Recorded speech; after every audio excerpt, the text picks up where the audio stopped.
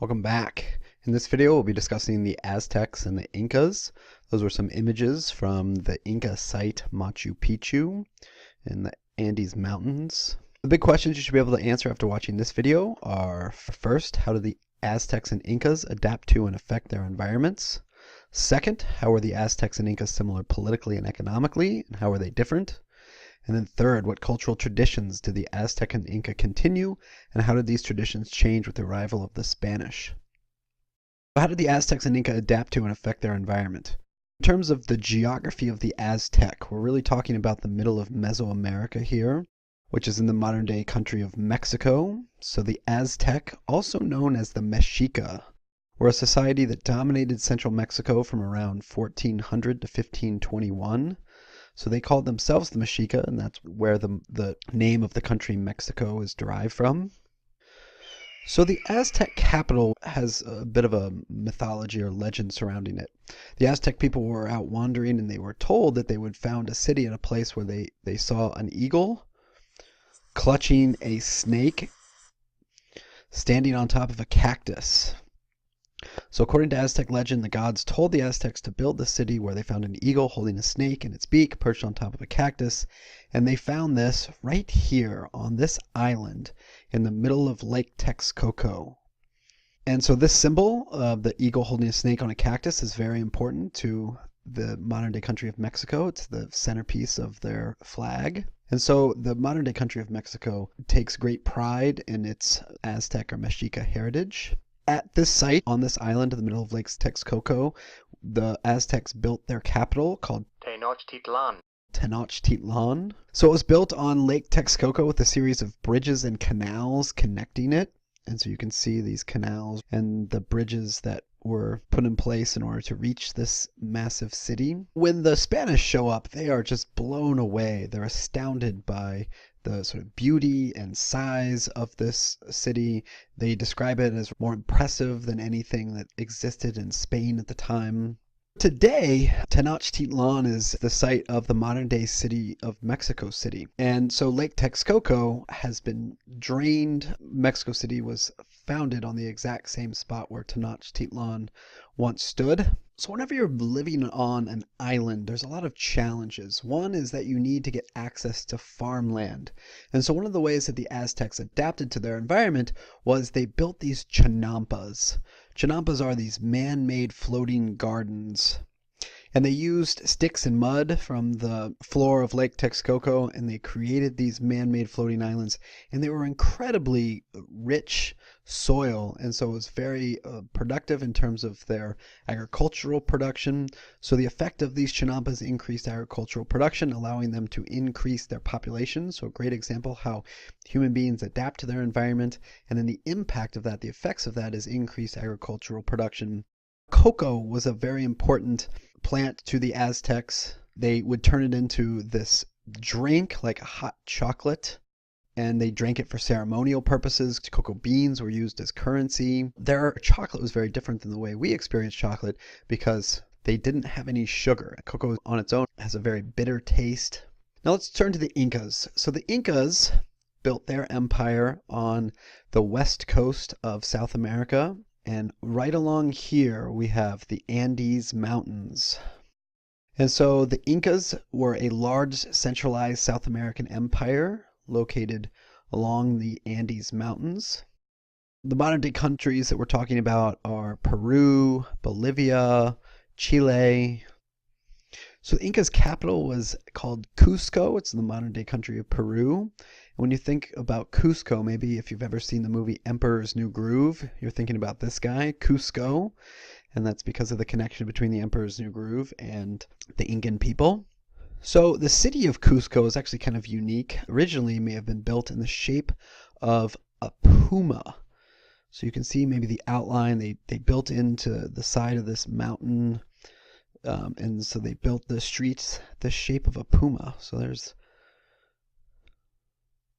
there's the puma, which was a cat that was localized to that region. So very interesting. In terms of their accomplishments, the Inca also built an amazing site up in the Andes Mountains known as Machu Picchu.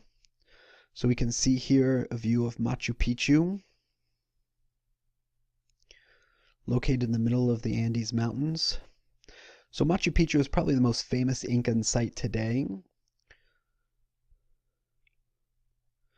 Now, it was very well preserved because it wasn't known to Spanish colonists. It wasn't discovered until 1911. It really is that well hidden in the Andes Mountains, and therefore it's very well preserved, whereas the Spanish destroyed a lot of the other architecture that was developed by the Aztecs and Incas.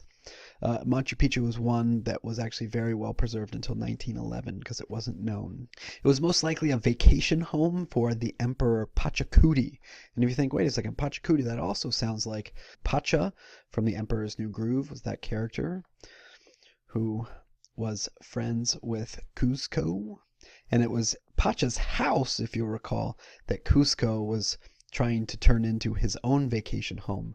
So there's just a little bit of, if you've ever seen that movie, we just need to unwind a few of the things and make them a little bit more clear in your mind. So here we see Pacha's home on the top of the mountain, and again, Cusco was trying to turn that home into his own vacation home. So when you go to Machu Picchu, it's just absolutely breathtaking.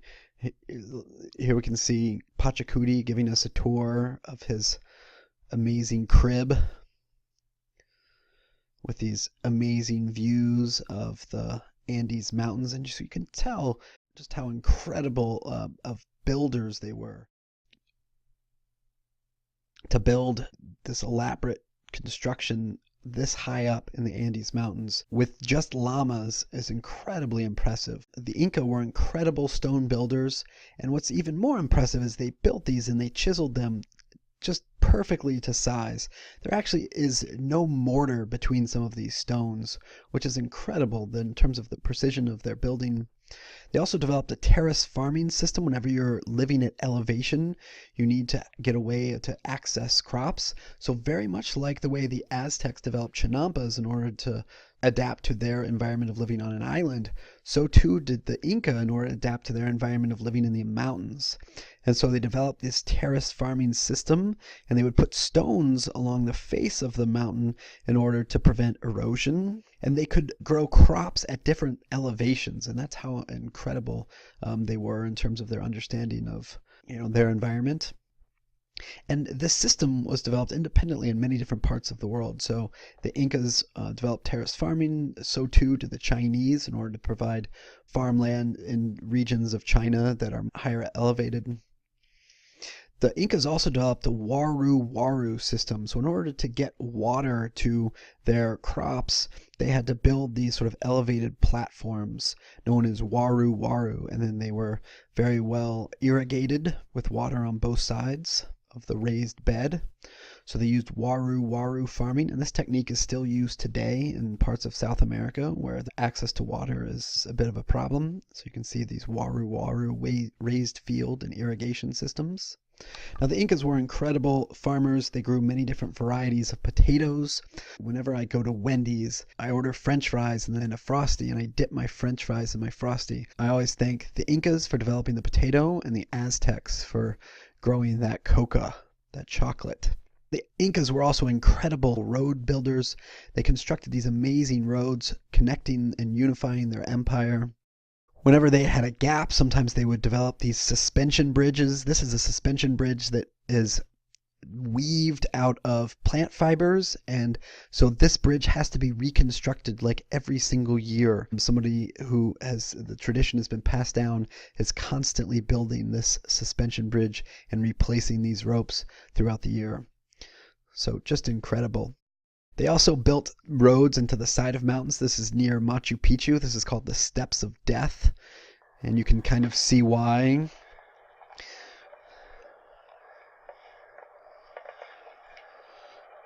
So pretty incredible working at these very, very high elevations.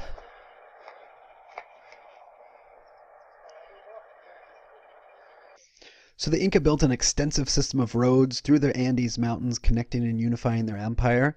And if we were to draw a connection between a previous empire that did something very similar, we may draw comparisons to the Romans, for instance, who built their extensive network of roads.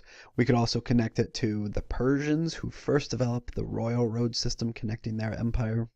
So as a result of watching this video, you should be able to answer this first big question: how did the Aztecs and Incas adapt to and affect their environments? And we'll pick up on the next video with the Aztecs and Incas and the other big questions. Thanks for watching. Geography of the Aztec. We're really talking about the middle of Mesoamerica here, which is in the modern day country of Mexico. So the Aztec, also known as the Mexica, were a society that dominated central Mexico from around 1400 to 1521.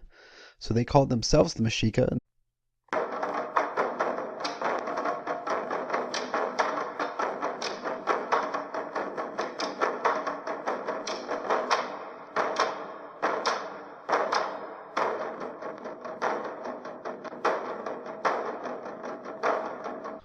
Welcome back. In this video, we'll be discussing the Aztecs and the Incas.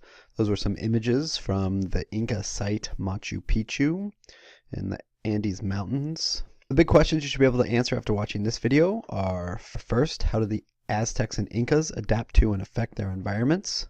Second, how were the Aztecs and Incas similar politically and economically, and how were they different? And then third, what cultural traditions did the Aztec and Inca continue, and how did these traditions change with the arrival of the Spanish? How did the Aztecs and Inca adapt to and affect their environment? In terms of the geography,